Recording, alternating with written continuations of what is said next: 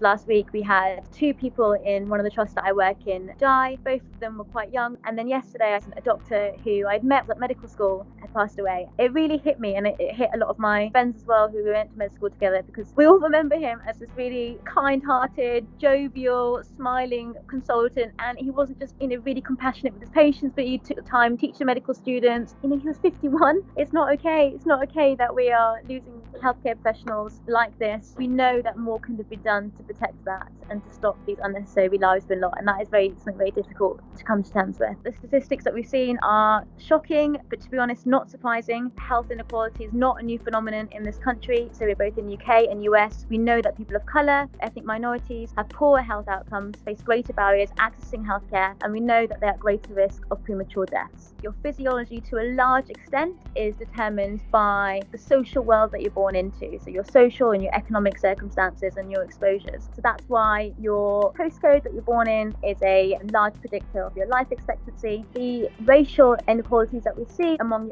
your health outcomes very much mirror those social and economic inequalities. And of course, those social and economic inequalities stem from racism. It's really important that we understand that race and ethnicity, they are social constructs, but the consequences of racism are biological. For example, we hear people talking about the reason why more people of colour are dying from coronavirus is because they have more underlying health problems. And that is true. So we know that Black people and Asian people are more likely to have heart disease, more likely to have hypertension, more likely to have diabetes. The reason why that is because with all those conditions, your social factors, your diet, your ability to eat healthy food, your ability to exercise, your stress levels all contribute to your risk of getting those diseases. And then on top of that, there is research to show that people who are experiencing everyday, daily acts of discrimination or racism, that is an independent risk factor for having high levels of obesity, high levels of cortisol, higher blood pressure, which are then all of them risk factors for diabetes and heart disease, which all put you at risk of dying from coronavirus. The housing conditions are really important, and we know that people of colour and BAME people are more likely to be living in overcrowded housing, in poor quality housing. And again, we have to be thinking about why that is. And then I think we also really need to think about why is it that people of colour and BAME people are over-reliant on insecure work, on precarious work, on the gig economy, and are more likely to be in low-paid jobs. The irony of this, that these so-called low-paid jobs, the care sector, our transport workers, our Uber drivers, our porters, our cleaners right now in our hospitals, they have now become the key sectors and are having to continue to work during this pandemic. Right now, apart from one, all of the doctors that have died have been from the Asian community or are Black. There are a lot of reasons behind this. BAME people within the NHS are more likely to face bullying at work, are more likely to be complained about, and have reported that's more difficult for them to speak up in the workplace. And I've been contacted by people over the past few weeks talking about that they don't have protective equipment at work, and that they've been forced to go into high-risk situations without adequate protective equipment. All of them have been people of colour. So I do think there's a correlation here between not having protective equipment and BAME workers putting themselves more at risk and putting themselves in that situations where they can get the virus without adequate protections and not being able to speak out or being shut down when they do.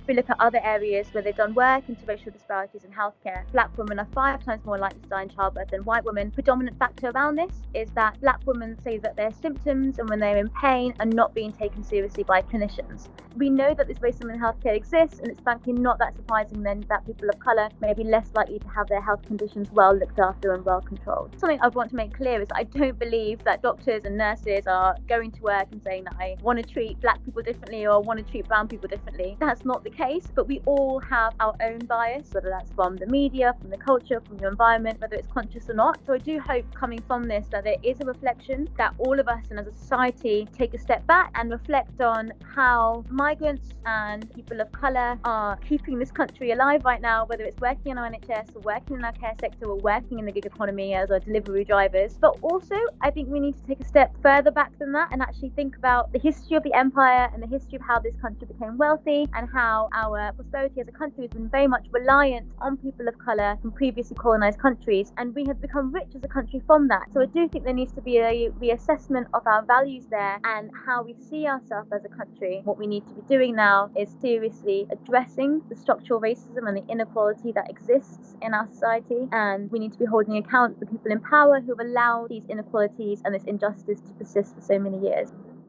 At a time like this, we need Double Down News and alternative media to ask the questions that others are not asking. So please support Double Down News on Patreon, the alternative media that is asking the real questions and holding those in power to account. To join the future of journalism, join Double Down News on Patreon.